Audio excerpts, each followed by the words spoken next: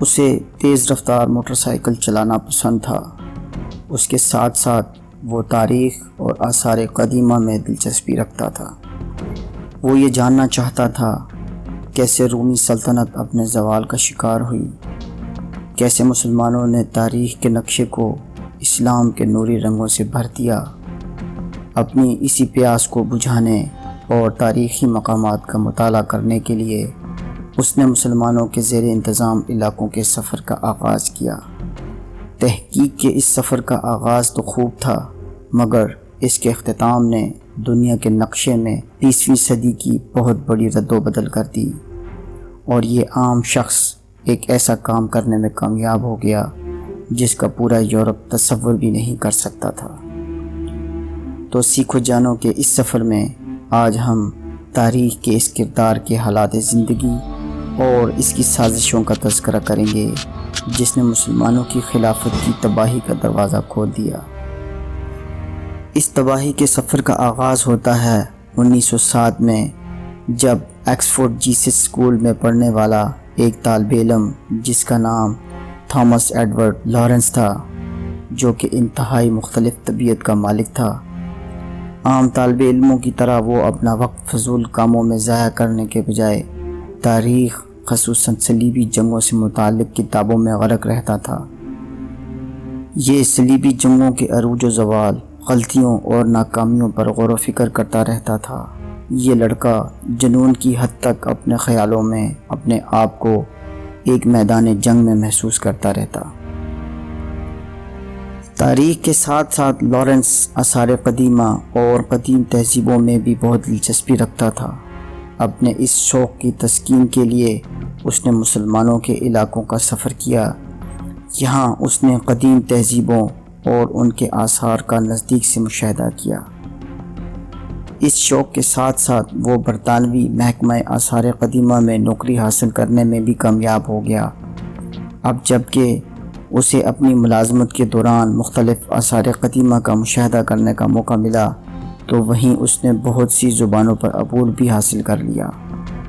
1910 سے 1914 میں یہ شام، لبنان، مصر اور عراق میں آثار قدیمہ کی مختلف جگہوں پر تحقیق پر تھا کہ پہلی جنگ عظیم شروع ہو گئی، جس میں ایک طرف برطانیہ، فرانس، رشیا جیسی طاقتیں شامل تھیں، تو دوسری طرف جرمنی، آسٹریا اور سلطنت عثمانیہ شامل تھیں۔ برطانیہ کو سلطنت عثمانیہ کے عرب علاقوں میں جاسوسی اور ریشہ دوانیاں پیدا کرنے کے لیے ایک ایسے شخص کی ضرورت تھی جو مقامی زبان بھی جانتا ہو، لوگوں کے رہن سہن سے بھی واقف ہو، اور تاج برطانیہ کے لیے ان علاقوں میں ایسے با اثر افراد کو جانتا ہو جو کہ ضمیر فروش ہونے کے ساتھ ساتھ خلافت عثمانیہ کے خلاف بغاوت میں ان کے ساتھ تعاون بھی کریں۔ ان علاقوں میں برطانوی فوج کو لارنس سے زیادہ موزوں کوئی اور شخص نہ ملا، تو انہوں نے اس جاسوسی مشن کے لیے لارنس کو ان علاقوں میں متعین کر دیا۔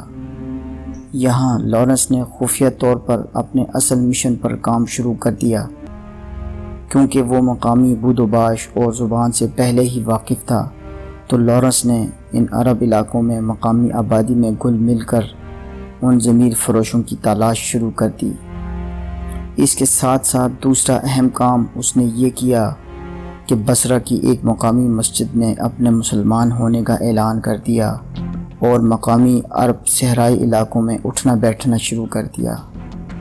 لارنس پہلے ہی مسلمانوں کی طاقت اور کمزوریوں سے واقف تھا۔ اسے بخوبی اندازہ تھا کہ جب تک مسلمانوں میں جذبہ جہاد موجود ہے، انہیں شکست دینا بہت ہی مشکل کام ہے۔ اسی لیے وہ مسلمانوں کو آپس میں لڑوانا چاہتا تھا تاکہ جذبہ جہاد، تعصب اور قوم پرستی جیسی برائیوں میں دب کر رہ جائے۔ لارنس کے پیچھے کیونکہ برطانوی فوج کی طاقت بھی تھی، اس لیے اس نے سب سے پہلے مقامی صحرائی بدوؤں میں پیسے کی تقسیم سے اپنے کام کا آغاز کیا، خود کو ان کا ہمدرد ظاہر کیا، اور جلد ہی وہ ان میں ایک خاص مقام حاصل کرنے میں کامیاب ہو گیا۔ یہ اثر و رسوخ بڑھتے بڑھتے اسے شریف مکہ حسین ہاشمی تک لے گیا، اور لارنس شریف مکہ کو یہ باور کرانے میں بھی کامیاب ہو گیا کہ حجاز مقدس پر حکومت ترکوں سے زیادہ خود عربوں کا حق ہے، کیونکہ پچھلے 500 سال سے ترک حجاز مقدس پر حکومت کر رہے تھے، اور یہی وہ چال تھی کہ عربوں کو ترکوں کے خلاف کر کے سلطنت عثمانیہ کو مشرق میں ہی دبوچ لیا جائے، اور اس طرح وہ اندرونی مسائل کا شکار ہو کر اپنے بیرونی محاذ برطانیہ کے خلاف جنگ میں شکست کھا جائے۔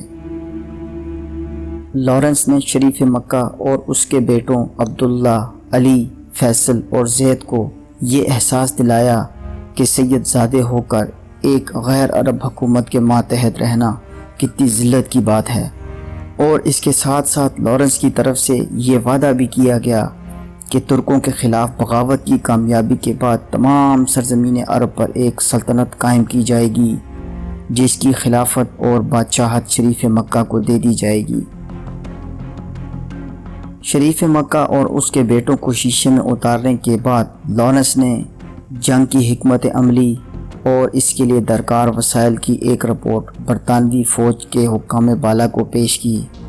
برطانوی فوج کے حکام بالا کو اس کی یہ حکمت عملی بے حد پسند آئی، اور انہوں نے عربوں کی امداد کرتے ہوئے جدید اسلحہ اور بے شمار وسائل لارنس کے حوالے کر دیے۔ لارنس نے عرب قبائل کو متحد کیا، اسلحے سے لیس کیا، اور انہیں فوج کی شکل دیتے ہوئے چھاپہ مار کارروائیوں کا آغاز کیا۔ اس عرب فوج نے 2 سال کی قلیل مدت میں ترکوں سے کئی اہم قلعے چھین لیے۔ لارنس کی رہنمائی میں ان چھاپہ مار کارروائیوں نے عثمانی ترکوں کو بے حد نقصان پہنچایا۔